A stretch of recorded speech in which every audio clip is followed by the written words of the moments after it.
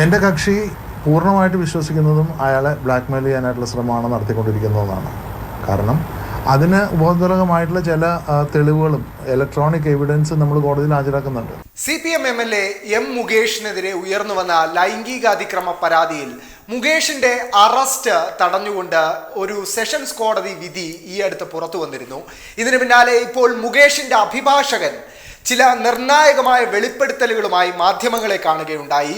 നമുക്ക് മുകേഷിന്റെ അഭിഭാഷകന്റെ വാക്കുകൾ ഒന്ന് കേൾക്കാം. ചോദിച്ച് അതിൻ്റെ മെഡിക്കൽ എവിഡൻസ് ഒന്നും കളക്ട് ചെയ്യുന്ന ഒരു സാഹചര്യം ഒന്നും ഈ കേസിനകത്തില്ല.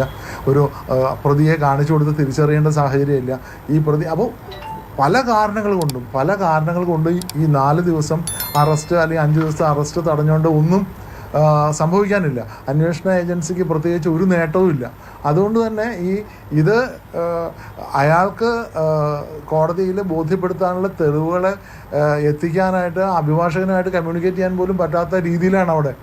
ട്രിവാൻഡ്രത്തൊക്കെ നിങ്ങൾക്ക് അറിയാം, അവിടെ പ്രശ്നങ്ങളാണ്. അയാൾക്ക് പുറത്തിറങ്ങാൻ പറ്റുന്നില്ല, അയാൾക്ക് ലോയറെ കാണാനോ തെളിവുകൾ ഹാജരാക്കാനോ ഒന്നും പറ്റുന്നില്ല. അപ്പോൾ ആ സാഹചര്യത്തിൽ ഒരു താൽക്കാലിക ഉത്തരവ് പുറപ്പെടുവിച്ചു എന്നേ ഉള്ളൂ. അത് പ്രഥമ ദൃഷ്ടിയ വാദങ്ങൾ അംഗീകരിച്ച് കോടതി ജാമ്യം അനുവദിച്ചു എന്ന് തെറ്റിദ്ധരിക്കരുത്. പക്ഷേ 3-ാം തീയതി വരെ അറസ്റ്റ് തടഞ്ഞിട്ടുണ്ട്. താങ്കളുടെ കക്ഷി ഉന്നയിക്കുന്ന ഒരു പ്രധാന വാദം എന്ന് പറയുന്നത് ഇവർ മുൻപ് ബ്ലാക്ക്മെയിൽ ചെയ്യാൻ ശ്രമിച്ചിരുന്നു എന്നുള്ളൊരു ആർഗ്യുമെന്റാണ് മുൻപോട്ട് വെച്ചിരുന്നത്. അത്തരം സ്ഥാനങ്ങൾ എന്തെങ്കിലും നമ്മൾ വാദത്തിനിടയിലാണോ പ്രസിദ്ധ ചെയ്യുക, അതോ പറയേണ്ട സാഹചര്യം വന്നോ? എൻ്റെ കക്ഷി പൂർണ്ണമായിട്ട് വിശ്വസിക്കുന്നതും അയാളെ ബ്ലാക്ക്മെയിൽ ചെയ്യാനായിട്ടുള്ള ശ്രമമാണ് നടത്തിക്കൊണ്ടിരിക്കുന്നതെന്നാണ്. കാരണം അതിന് ഉപോദ്ബലകമായിട്ടുള്ള ചില തെളിവുകളും ഇലക്ട്രോണിക് എവിഡൻസ് നമ്മൾ കോടതിയിൽ ഹാജരാക്കിയിട്ടുണ്ട്. അതിൻ്റെ സ്ക്രീൻഷോട്ട്സ് അടക്കമുള്ള കാര്യങ്ങൾ നമ്മൾ കോടതിയിൽ ഹാജരാക്കുന്നുണ്ട്. അപ്പോൾ അതിൻ്റെയൊക്കെ സ്വീകാര്യതയും മറ്റു കാര്യങ്ങളൊക്കെ കോടതി ഇനിയും പരിശോധിച്ച് വിലയിരുത്തി തീരുമാനത്തിലെത്തേണ്ടതാണ്. അത് ഇപ്പം എവിഡൻസ് ആക്ട് പറയുന്ന പോലെയുള്ള തരത്തിലുള്ള സർട്ടിഫൈഡ് ആയിട്ടുള്ള സാധനങ്ങളൊന്നും അല്ല കോടതിയിൽ ഹാജരാക്കിയിട്ടുള്ളത്.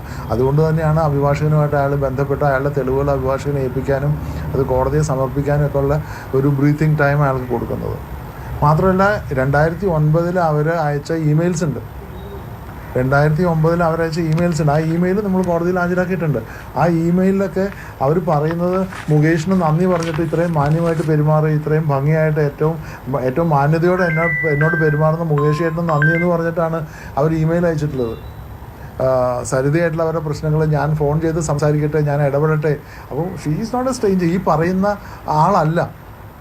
ആ ഇമെയിലിൽ പരിശോധിച്ച് കഴിഞ്ഞാൽ അവരുടെ മെയിലിൽ നിന്ന് അവരുടെ എന്താ പറയുക പേരിനോട് കൂടിയുള്ള hotmail.com എന്ന് പറയുന്ന ഐഡിയിൽ നിന്നും മുകേഷിൻ്റെ ഐഡിയിലേക്ക് അയച്ചതാണ്. ഇതൊക്കെ എന്താ പറയുക തെളിവുകളാണ്, ഇലക്ട്രോണിക് എവിഡൻസസ് ആണ്. ഈ സംഭവം കേസ് അല്ല, ഈ കേസിനാസ്പദമായ സംഭവം നടന്നുവെന്ന് ആദ്യം അവർ പറഞ്ഞു 2009 ന്യൂസ് 18 അവരുടെ ആദ്യത്തെ ഇൻ്റർവ്യൂ നോക്കൂ. 2009 അവർ പറഞ്ഞത്. അവരെന്നൊരു നമ്മളെ ഇന്നലത്തെ പ്രസ്താവനയ്ക്ക് ശേഷം അവർ മാറ്റി പറയരുത്. അതുകൊണ്ട് തന്നെയാണ് നമ്മുടെ തെളിവുകൾ നമുക്ക് പബ്ലിക് ഡൊമൈനിലേക്ക് കൊടുക്കാൻ നമുക്ക് മടിയുള്ളത്. മനസ്സിലായില്ലേ? എന്തോ FIR ഞാൻ കാണുകയുണ്ടായി. FIR ജില്ലാ കോടതി സീൽഡ് കവറിലാണ് സൂക്ഷിക്കുന്നത്. അതിൻ്റെ പ്രത്യേകിച്ചും വിക്ടിമിനെ സംബന്ധിച്ചിടത്തോളം അവരുടെ സ്വകാര്യത ഉറപ്പാക്കേണ്ട ചുമതല നമുക്ക് എല്ലാവർക്കും ഉണ്ട്. എനിക്കുമുണ്ട്, നിങ്ങൾക്കുമുണ്ട്, കോടതിക്കുമുണ്ട്. അതുകൊണ്ട് അത് ലീക്ക് ഔട്ട് ചെയ്യാതിരിക്കാനായിട്ട് അതിൻ്റെ സർട്ടിഫൈഡ് കോപ്പിക്ക് ഞാൻ അപ്ലൈ ചെയ്തിട്ടുണ്ട്. എന്നാൽ പോലും അത് പുറത്ത് പറയാതിരിക്കേണ്ടത് എൻ്റെ മാന്യതയാണ്. 438 കൺകറൻറ്റ് ജൂറിസ്ഡിക്ഷനാണ്. ആൻറ്റിസിപ്പേറ്ററി ബെയിലിനുള്ള അധികാരം ജില്ലാ കോടതിക്കും ഹൈക്കോടതിക്കും കൺകറൻ്റ് ആയിട്ടാണ്. താഴെ കോടതി തള്ളിക്കഴിഞ്ഞിട്ടുണ്ടെങ്കിൽ ഹൈക്കോടതി പോകാനുള്ള ഒരു ഓപ്ഷൻ നിലനിൽക്കെ ആ ഒരു ഓപ്ഷൻ ഇല്ലാണ്ടാക്കേണ്ട കാര്യമില്ല. ലോവസ്റ്റ് ഫോറത്തിൽ പോകുന്നതാണ് ശരി എന്ന പക്ഷത്തിലാണ് നമ്മൾ സെഷൻസ് കോടതിയിൽ പോയത്. നിയമസഹായം ലഭിക്കാനുള്ളൊരു സ്കോപ്പില്ലെന്ന് അറസ്റ്റ് ഭയന്നിട്ടല്ല, അങ്ങനെ എത്തിപ്പറ്റാൻ പോലും പറ്റുന്നില്ല. അയാൾക്ക് വീടിന് പുറത്തിറങ്ങാൻ പറ്റുന്നില്ല. ഫോണിൽ ബന്ധപ്പെട്ട് കഴിഞ്ഞാൽ ഫിസിക്കലി തരേണ്ട കാര്യങ്ങൾ തരാൻ പറ്റുമോ? ഫിസിക്കലി ഏൽപ്പിക്കേണ്ട കാര്യങ്ങൾ തരണം എന്നുണ്ടെങ്കിൽ നേരിട്ട് കാണണ്ടേ? ഫോണിൽ കൂടെ പറയാൻ പറ്റാത്ത ഒത്തിരി കാര്യങ്ങളുണ്ട്. ഈ ഇൻവെസ്റ്റിഗേഷനിലിരിക്കുന്ന ഒരാളുടെ ഫോണിൽ നിന്നും സംസാരിക്കുന്ന അവർ ചിലപ്പം ചോർത്തെടുത്തെന്നിരിക്കാം. അപ്പോൾ അതുമാത്രമല്ല, ഇപ്പോഴും അയാൾ മുകേഷിൻ്റെ ഫോണിൽ നിന്നും സംസാരിക്കുന്നു എന്നുള്ളത് തന്നെ അയാൾക്ക് ഒന്നും മറച്ചു വയ്ക്കാനില്ല എന്നും അയാൾ ഒളിച്ചോടുന്നില്ല എന്നുള്ളതിൻ്റെ തെളിവല്ലേ? സാധാരണ നമ്മൾ ക്രിമിനലുകൾ കാണുന്നത് എന്താ? ഫോണും സ്വിച്ച് ഓഫ് ചെയ്ത് ഏതെങ്കിലും നാട്ടിലേക്ക് കടന്നു കളയാം. ഇയാൾ അബ്സ്കോണ്ട് ചെയ്തിട്ടില്ല. He is very much available. അയാൾ എങ്ങും പോയിട്ടില്ല. അയാൾ ഹീസ് അവൈലബിൾ. തർക്കം എന്താ? എവിടെ അതെന്തിനാണ് ഞാൻ പറയണത്? മുകേഷിൻ്റെ അഡ്രസ്സിലുണ്ട്, വിലാസത്തിലുണ്ട്.